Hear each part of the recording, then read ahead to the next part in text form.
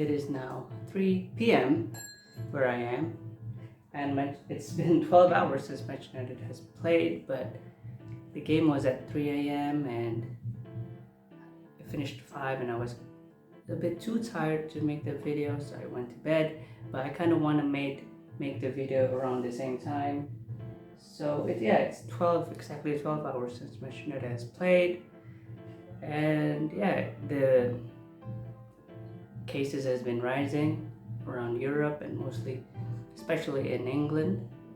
So that has caused a lot of postponement and cancellation of games, and Manchester United has been hit by this with 2 games, one against Brighton and once again Brentford. And now they have 2 games in hand, and they travel to St. James Park to go against Newcastle United and come away with an undeserved point. And let's just get into it. The goal, it was a terrible defending. Varane loses the ball, and instantly Maguire and Dalot just got beaten too easily by one of the best player in this game. One of Allan Saint-Maximan, and he kind of fell before he shot, so I guess De Gea couldn't really predict where the shot was going. It went to the top left corner of his goal, and it was a really good goal. Couldn't complain about the shot, couldn't complain about the goalkeeping because there was like 3 players in front of him. But anyway, yes, I have a problem with that goal. It was mainly our midfielder. McFred, in my opinion, was too far up on the pitch during the goal.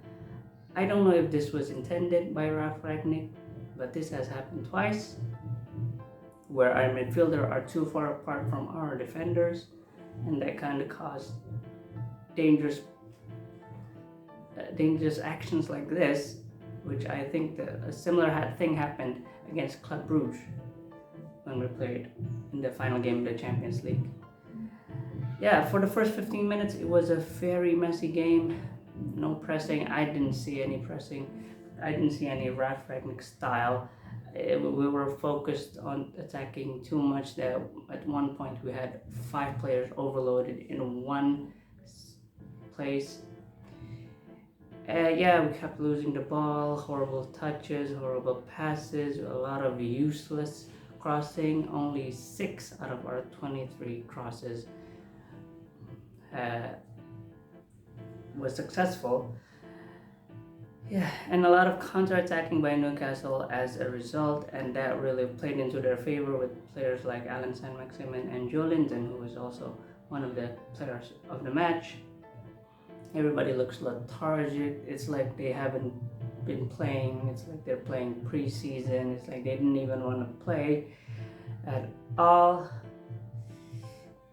Which is incidentally what happened in the second half against Norwich. So there's a bit of a pattern. I don't know. It's a lot of things that need to be worked on. First half, there was nothing noteworthy for Manchester United. It was Newcastle the better team. And in the second half, I would say it's the same thing. Callum Wilson also played really well. Had to be substituted off. It was really unfortunate because then Joelinton had to move.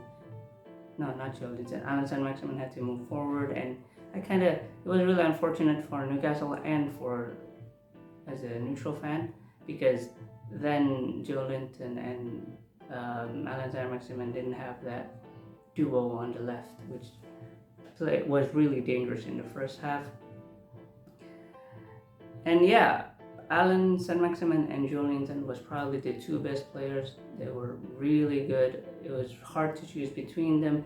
Joelinton was defending like crazy. He was put in midfield, in the left side of midfield alongside Allan Saint-Maximan, who was a bit more forward, which is probably bizarre for the neutral fans watching because he was bought as a striker, but he did really well defending, really well attacking. Newcastle ironically had more pressing than Manchester United, and those 2 are the two top players, and for the worst players were the two players that came off. Ralph Rangnick seemed to think the same, that Fred and Mason Greenwood was probably the worst two players. For Mason Greenwood, we would probably might as well we played with 10 players with how he played, and Fred kept losing the ball in midfield, which was already bad enough that we kept losing the ball in the front four, and now we lost with Fred. Yeah, for the worst players, those two best players, Joelinton, we scored an equalizer with Cavani. It took him several chances before he can put it away. De Gea made beautiful saves again and again, saving us again this season. Yeah, I thought with the 2-week break we had, we would gel a little bit more, and Ralph Rangnick's tactic would have, got into the players more. But I just think that it didn't work today, and I'm still willing to be patient. Probably more patient, and a bit more Ralph Rangnick players to come in.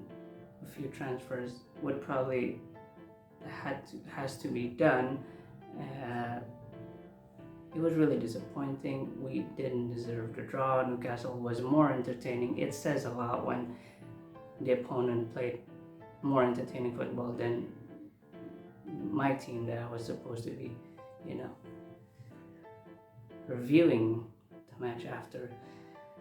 But yeah, this has been but it has been a year.